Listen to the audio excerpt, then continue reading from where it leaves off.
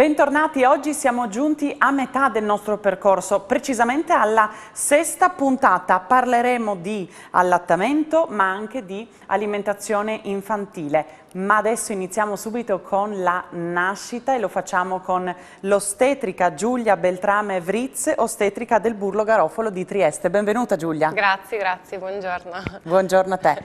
Che cosa vuol dire una buona nascita? Qual è l'importanza di una buona nascita? Beh Sara, allora sicuramente una buona nascita significa una nascita rispettosa e rispettata. E chi sono i soggetti di questa nascita? Sicuramente la diade mamma-bambino. Inevitabilmente il protagonista principale della nascita è la mamma. E cosa vuol dire rispettare la donna in questo momento? Fondamentalmente dare degli strumenti affinché possa tirar fuori l'empowerment, quindi dare la possibilità di gestire la situazione come meglio crede. Cosa vuol dire? Anche mi viene sempre in mente, sorrido sempre quando anche a te sicuramente dopo che nascerà il tuo bambino o la tua bambina ti diranno sì. Chi ti ha fatto partorire? Sì. Culturalmente è accettata questa definizione, no? E a me viene sempre da dire non siamo noi ostetriche e medici che fanno partorire, sono le donne che fanno nascere i loro bambini. Quindi cosa vuol dire rispettare una nascita? Sicuramente mettere la donna al centro della nascita, sicuramente potenziare il legame con il bambino. E questo come lo possiamo fare? Mettendo subito in collegamento mamma e bambino durante tutta la gravidanza, ma soprattutto il travaglio. Un'altra cosa che spesso mi chiedono le donne quando vengono da me in sala parto, come sta il mio bambino, no? E io rispondo, io lo chiedo a te, come sta il tuo bambino, perché sei tu che ce l'hai avuto, lo conosci sicuramente meglio di me. Che lo senti. Lo senti, esatto, quindi come si muove il tuo bambino, come si è mosso oggi. Già nella pancia i bambini hanno un carattere già ben definito, sicuramente te ne sarai già accorta che avrà dei momenti in cui si muove di più, dei momenti in cui si muove di meno e quindi quando io chiedo sempre, ad esempio si è mosso come si muove, si è sempre mosso in gravidanza, quindi diciamo che un altro aspetto fondamentale è cercare di creare un'assistenza a donna, no? Non esiste un'assistenza che possiamo, sicuramente abbiamo le linee guida e una serie di indicazioni da seguire. Esatto. Però come dico sempre io, ogni donna ha la propria storia, ogni storia è a sé. Esattamente, quindi personalizzare l'assistenza.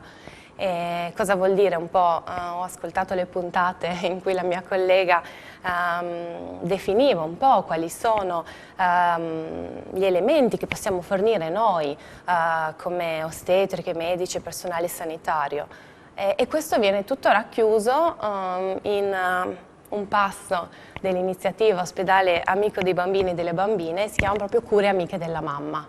E in cosa consiste questo progetto? Esatto. È un progetto, giusto? Sì, è un progetto che viene riconosciuto dall'Organizzazione Mondiale della Sanità e dall'UNICEF. Diciamo un progetto che si chiama Ospedale Amico del Bambino. Esatto, noi il nostro istituto ha voluto declinare in maniera un po' più inclusiva anche Ospedale Amico dei Bambini e delle Bambine.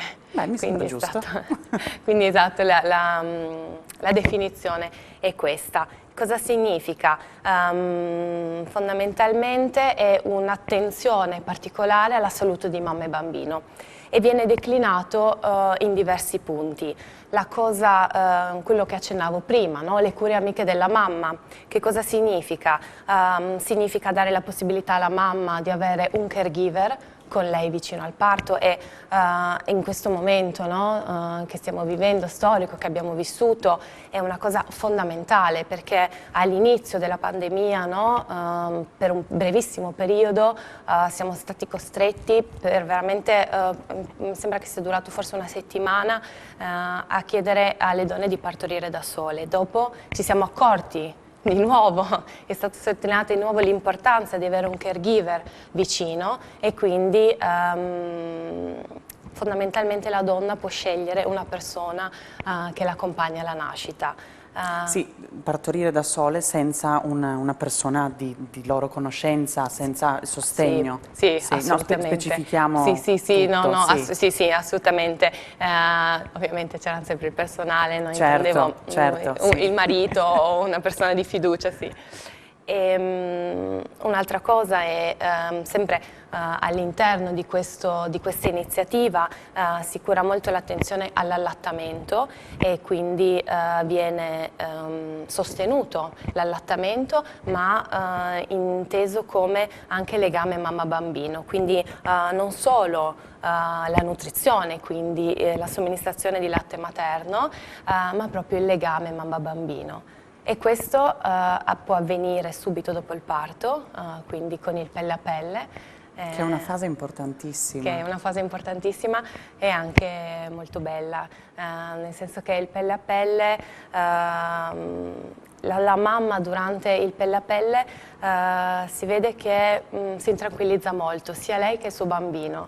E questo il nostro istituto adesso sta cercando di farlo anche durante il taglio cesareo, in modo proprio da dare l'opportunità anche alle donne che partoriscono tramite taglio cesareo di avere il suo bambino vicino, e sembra che possa diminuire il dolore sia durante l'intervento che nell'immediato post-operatorio. Giulia, del pelle a pelle ne abbiamo parlato sì. anche con il dottor Gabriele Conte, però abbiamo affrontato questo tema riguardo alla figura del padre, perché viene fatto anche appunto con il padre pelle a pelle. Adesso tu mi dicevi, parlavamo della madre, e prima di arrivare alla fase allattamento il bimbo appunto viene subito messo, no, sul petto della madre. Ma quali sono i benefici dell'allattamento? Allora, sicuramente la prima cosa che viene in mente quando si parla di allattamento è il latte materno. Il latte materno perché è così importante? Perché non è solo un alimento, il latte materno è un tessuto vivo che cambia a seconda della situazione della mamma e di quel bambino. Mi spiego, faccio un esempio, ad esempio d'estate il latte materno è molto più acquoso perché deve sopperire alla sete del bambino, quindi per i primi 6 mesi di vita del bambino... La natura è fantastica. È fantastica. Pensa che il latte cambia anche se il bambino nasce un pochino prima, quindi la consistenza del latte cambia se abbiamo un parto prematuro, ad esempio. Come il latte in quel caso, quindi è più consistente? È più consistente, sicuramente in minore quantità, ma ha dei diversi nutrienti, proprio adatti a quel bambino. Quindi per i primi 6 mesi di vita del bambino è sufficiente il latte materno. Diciamo che si è un po' cambiata, sono un po' cambiate le ultime indicazioni. Una volta era tassativo i primi 6 mesi, adesso si parla finché il bambino non è pronto ad un'alimentazione complementare. Quindi quando il bambino dà dei segnali di voglia di assaggiare quello che è presente sulla tavola della famiglia. Sì. Una volta si parlava di svezzamento. Sì. A noi non piace tantissimo questo termine perché all'interno del termine svezzamento è presente la parola vizio. Okay. L'allattare non è un vizio, è una necessità ed è un piacere sia per mamma che bambino. Quindi noi non ci piace tantissimo usare questo che vuol dire levare un vizio, ma l'allattamento appunto non lo è, quindi parliamo di introduzione di alimenti complementari al latte materno. Inoltre, tu mi chiedevi prima perché è così importante l'allattamento, sì. Perché crea da subito il legame mamma-bambino, perché durante tutta la gravidanza si è creato, no, quello che è il legame mamma-bambino. Il bambino dà dei segnali molto forti durante la gravidanza, ma nel momento in cui esce dalla pancia della mamma diventa un'altra entità, quindi noi lo riportiamo sul petto della mamma e quindi anche appunto il fatto di creare questo legame, quindi la separazione zero di cui ci ha parlato il dottor Conte la scorsa puntata, sì. Crea l'allattamento, aiuta l'allattamento e l'allattamento è aiutato dalla separazione zero. Un momento che dal tuo punto di vista, dal punto di vista di un professionista, penso che sia indescrivibile, perché vivete delle emozioni in seconda battuta. Beh sì, anche in prima battuta, nel senso che no, è veramente ogni nascita è veramente un'emozione, l'incontro finalmente dopo 9 mesi di questa mamma-bambino e il caregiver, insomma un padre o un'altra persona di fiducia. Giulia, prima mamma. di chiudere Sì. questa parte, qual è il consiglio che vuoi dare alle mamme che ci stanno guardando o anche alle future mamme? Io vorrei dare un messaggio che noi siamo fatte le donne sono fatte per partorire, per accudire il proprio neonato, quindi veramente vorrei mandare un messaggio di forza e che ce la possono fare anche con le proprie forze, veramente. Noi continuiamo solo, siamo lì a controllare che tutto vada bene, però veramente la riuscita di una buona nascita, di una buona vita, perché per questo è così fondamentale, parte dalle donne, parte da voi e sicuramente anche dai da papà, voi. dai caregiver. Anche da voi sicuramente. Giulia, grazie per essere stata con noi, ostetrica Grazie Giulia a te. Beltrame Vrizz dell'ospedale Burlo Garofalo di Trieste. Noi ci fermiamo per qualche minuto, ci vediamo fra pochissimo, parleremo di alimentazione fondamentale in tutti gli esseri umani. A fra poco. Eccoci di nuovo qui, bentornati in studio, siamo a metà di questo nostro percorso, alla sesta puntata. Parliamo di alimentazione, un tema fondamentale sia per la crescita che per lo sviluppo di tutti gli esseri umani proprio subito dopo alla nascita, e lo facciamo con la dottoressa Grazia Di Leo, che è in collegamento, responsabile della gastroenterologia e nutrizione del Burlo Garofalo di Trieste. Benvenuta dottoressa. Buongiorno a tutti. Entriamo subito nel tema. Abbiamo detto appunto l'alimentazione tema basilare, fondamentale. Come si fanno a introdurre quegli alimenti durante la fase dello svezzamento in base alle diverse consistenze dei cibi?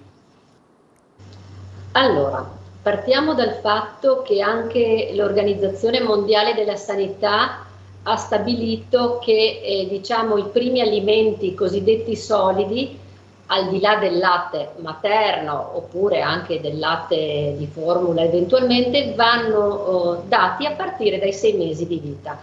Questo perché c'è un motivo ben preciso, perché in quella fase lì il bambino comincia ad avere delle competenze masticatorie diverse, riesce a introdurre anche alimenti più solidi, non solo a succhiare in qualche modo, e anche perché ha bisogno di altre sostanze nutritive che il latte non è più in grado di dare.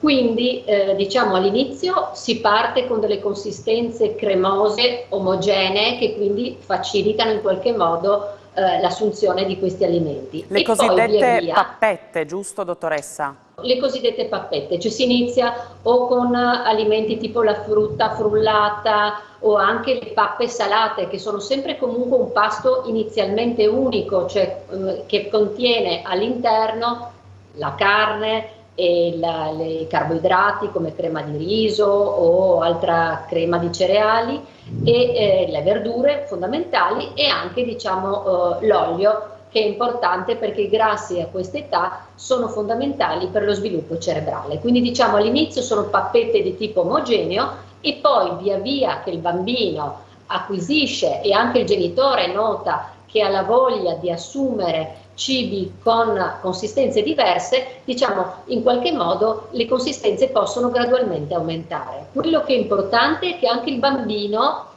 assaggi un po' anche le cose che i genitori assumono, quindi sin dall'inizio adesso c'è questa tendenza all'autosvezzamento in cui forse bisogna trovare una strada diciamo a metà strada in qualche modo, in cui il bambino mangia diciamo le sue pappette, però pian piano comincia ad assaggiare anche dei gusti che fanno parte un po' dei gusti della famiglia e quindi anche qualche consistenza un po' più grossa e valutare un attimo come lui gestisce questi pezzetti un po' più grandi. Diciamo che un bambino che è sano dica. Poco fa ero qui in studio con l'ostetrica Giulia Beltrame, la quale diceva: quando il bambino inizia a avvicinarsi alla tavola per prendere le cose che stiamo mangiando noi, quello è il momento forse dove gli si può far assaggiare qualcosa, giusto? Esatto, si può, e questo è importante, che appunto il bambino, anche se mangia inizialmente le sue cose, comunque resti vicino alla tavola dei genitori, proprio per potersi avvicinare a dei cibi, diciamo, tra virgolette, più da grande in qualche modo. E quindi anche lì lui effettivamente quando si avvicina e prende o con le mani e porta il cibo alla bocca, oppure anche la mamma o il papà fanno assaggiare questi piccoli pezzetti, da lì si capisce un attimo la capacità di gestione del bambino, perché se comincia a sputare vuol dire che non è pronto, se invece in qualche modo apprezza e deglutisce, questo significa che evidentemente può apprezzare anche consistenze consistenze aumentate in qualche modo. Quali sono quegli alimenti che non devono mancare nel regime alimentare di un bambino nella prima infanzia ma anche nell'infanzia successiva? Allora, diciamo che come dicevo prima, perché arriva lo svezzamento? Perché appunto le sostanze nutritive contenute nel latte non bastano più. Sicuramente però il latte o i derivati restano un punto fondamentale dell'alimentazione del bambino, perché contengono il calcio, che comunque il calcio è un minerale fondamentale per le ossa, e quindi diciamo in tutta la crescita del bambino fino al periodo dell'adolescenza il calcio rimane un elemento fondamentale, per cui se ci sono bambini che in qualche modo non prendono il latte per intolleranze, allergie varie, questo minerale va supplementato. E anche all'interno del latte e dei latticini c'è anche una quota di vitamina D, che è vero il bambino assume attraverso l'esposizione solare, però diciamo gli alimenti lattei sono una fonte ricca di vitamina D. Altro minerale importante, e quindi sicuramente non può mancare nell'alimentazione, è il ferro. Anche il ferro ha una funzione importante non solo per l'emocromo, per l'emoglobina, diciamo per la funzionalità del sangue, ma è importante anche per lo sviluppo cerebrale. Si è visto che i bambini che hanno carenza di ferro possono avere dei deficit intellettivi, e questo è stato fatto proprio uno studio importante anche a livello di OMS, a livello diciamo internazionale. Questo fa sì che l'alimentazione del bambino, almeno nei primi anni di vita, deve essere un'alimentazione di tipo onnivoro, cioè è difficile togliere anche carne, derivati carnei, almeno nelle fasi iniziali della vita, proprio perché il ferro che è contenuto nella carne è maggiormente assorbibile rispetto al ferro contenuto in altri alimenti come per esempio i legumi, e quello che è anche importante è diciamo, la carne e i derivati di origine animale contengono un'altra vitamina fondamentale, che è la vitamina B12, altra vitamina fondamentale per lo sviluppo cerebrale del bambino. Se i genitori dovessero trovare qualche difficoltà nel far mangiare ai bambini un determinato alimento oppure un settore di determinati alimenti, quali sono i consigli che lei si sente di dare per aiutarli in questo avvicinamento, incontro con il cibo? Allora, sicuramente il bambino sin dall'inizio manifesta anche dei gusti personali, quindi può essere che ci sono bambini che amano più le cose tra virgolette dolci e bambini che amano di più le cose salate.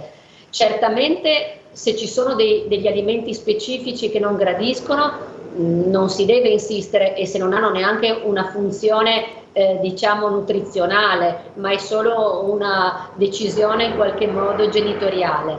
Quello che effettivamente si rileva spesso è che i bambini tendono a non mangiare spesso la frutta e verdura, cosa che preoccupa molto i genitori. Sì. Effettivamente è vero, la frutta e verdura sono alimenti ricchi di vitamine, di fibre, quindi sono sicuramente importanti. Il problema è che il bambino nei primi anni di vita e soprattutto verso i 2 anni ha un atteggiamento, si parla di neofobia in qualche modo, e anche di fobia verso determinati alimenti, soprattutto le verdure. Questo è un retaggio antico, perché il bambino, diciamo, si è selezionato già a partire dall'età dell'uomo delle caverne. Succedeva che il bambino cominciava a camminare, incontrava nel suo percorso delle bacche che avevano un gusto amaro, ma erano bacche velenose. Quindi il bambino, diciamo, geneticamente è predisposto a non mangiare le verdure o le cose un po' piuttosto amare, proprio per questo fatto di selezione e di vantaggio genetico che parte da lontano.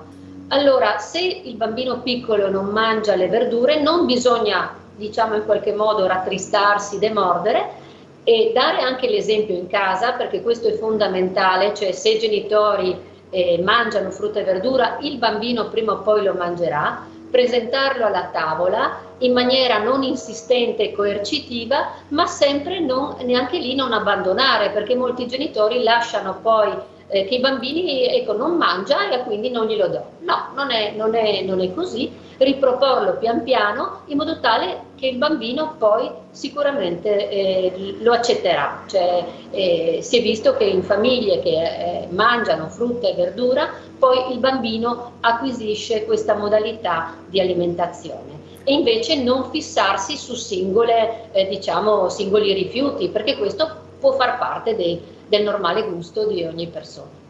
Però lei prima diceva non bisogna insistere troppo, perché sennò si rischia di ottenere l'effetto opposto, quello proprio di negare, proprio rifiutarle. Non va bene.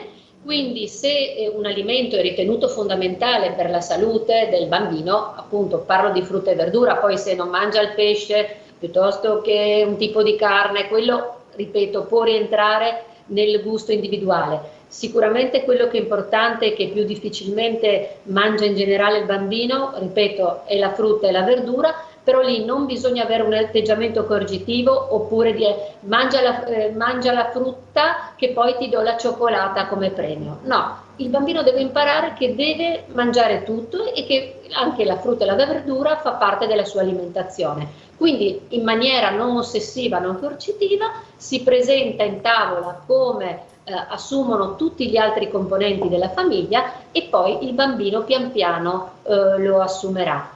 Sicuramente l'atteggiamento coercitivo e impositivo no, però neanche allo stesso tempo in qualche modo il genitore, visto che non mangia la frutta e la verdura, neanche poi non gliela propone, cioè va sempre proposta e sicuramente poi il bambino, io vedo che i bambini comunque arrivati all'età adolescenziale poi generalmente anche la frutta e la verdura tendono ad assumerla, a meno che non ci sia una famiglia particolare che non ne fa uso neanche la famiglia stessa, insomma. Quindi le abitudini che hanno i genitori, che hanno le persone che vivono con questo bimbo sono fondamentali, per il suo sviluppo e per la sua crescita, esatto, anche a tavola, esatto, quel momento importantissimo e di condivisione. Esatto, dottoressa, io la ringrazio per essere stata con noi. Noi ci rivediamo la prossima settimana ancora qui, perché questo mondo mamma, bambino e papà è sempre qui ad aspettarvi. Grazie.